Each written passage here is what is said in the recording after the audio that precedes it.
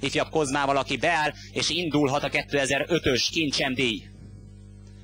Start, elindult a 2005-ös a Danubius Hotels Group kincsemdíj 2400 méteres távon, és elég jól indult az egész társaság, kicsit fogottnak tűnik a tempó. Kuplé és Brahi vezetnek, mögöttük ott van Frankly Dancing, aztán az osztrák Fensch színei tűnnek fel Günther Schadler, az egykori osztrák derbinyerő, mellette kívül nagyon jól jön Keti Sharp, illetve Schneider Fani, amikor még pontosan egy kör, azaz 2000 méter van hátra a versenyből, és a távbíró Kuplé Pető Sándorral átveszi a vezetést, ő fogja diktálni az iramot a csapatnak. Kuplé vezet, belül a címvédő Brahi nagyon jól jön Varga Zoltánnal, jól tartja magát Fensch, az osztrák vendég, ott van Roadrunner, Jaroszláv Linekkel, az egyik magyar esélyes, mellette Keti Sharp, kívül pedig Schneider Fani. Nagyon jól együtt az egész mezőny, amikor a kanyar közepén vannak a lovak, nagyjából 1700 méter van még hátra a futamból. Kuplé továbbra is biztosan vezet Pető Sándor, egy hosszal mögött azonban a címvédő Brahi Varga Zoltánnal, mellette fejfejt azonban ott van Fensch, följebb zárkozott Roadrunner. Roadrunner megy most már Kuplé mögé. Nagyon jó a verseny, Schneider Fani Lukács Kazallal szinte remek pozícióban, illetve nagyon jól tartja még magát ott Frankly Dancing, mellette pedig nagyon jól tartja magát Demian,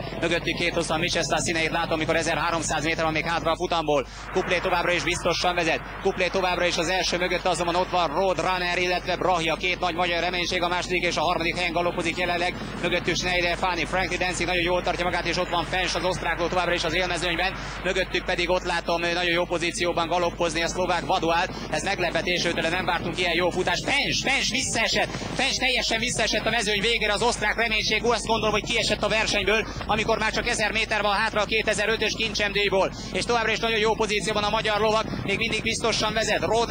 Roadrunner vezet, mellette ott van azonban belül Brahi és Roadrunner és Vaduál, ők hárman vannak az élen, nagyon jól tartja magát belül Frankly Dancing, Kuplé kicsit kezd visszaesni, Demian és Schneider Fani jönnek följebb, amikor lassan érnek a lovak a célénesbe, és jön az utolsó 600 méter, nem dőlt el semmi, magyar lovak a frontban, belül Brahi, mellette Roadrunner, Brahi vagy Roadrunner vagy Frankly Dancing, a 3 éves, másik 3 éves Estemona ott van a 4. helyen, amikor vértek a lovak a célénesbe, 500 méter van még hátra, a 400-as táblához érve, Brahi vagy Roadrunner